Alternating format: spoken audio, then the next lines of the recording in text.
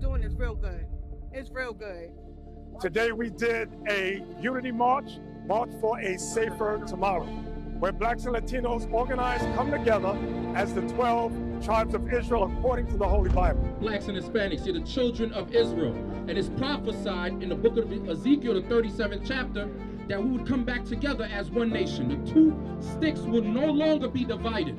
But now it's time to be united. United under what? God's laws, statutes, and commandments. I like the unison of everybody, you know? Very good. It looks very good. Together in See the this? New York. Yeah. It's beautiful.